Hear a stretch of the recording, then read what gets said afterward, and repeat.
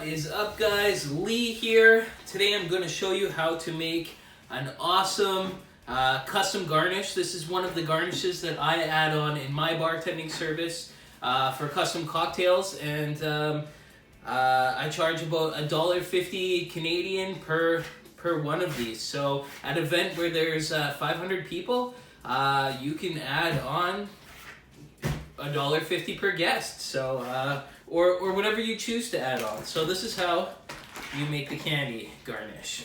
So the candy garnish is made from sour straps and from Lifesaver gummies.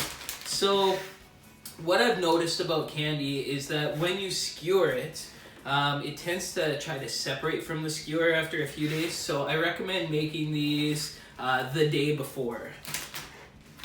So we'll just open up our packages here.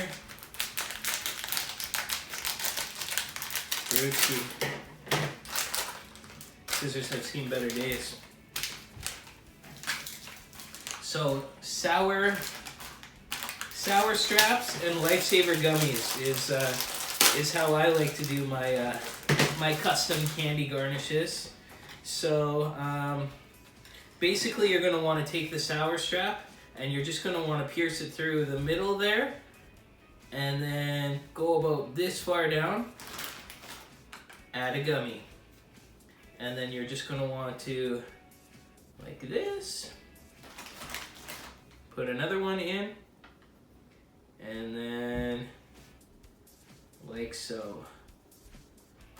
And just because we're doing all green, we might as well do another green. And then with your leftover, you can just give it a little snip. Just so very simple.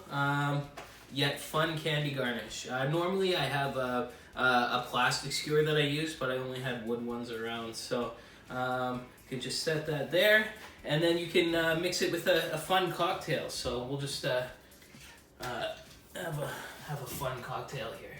I know what you're asking me right now, but Lee, where's your shot glass measurement tool? We're in Canada. We don't use shot glass measurement tools.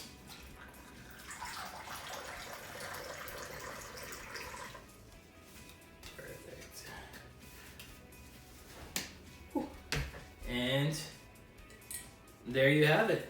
Simple and effective candy garnishes. A perfect upsell for a bartending service.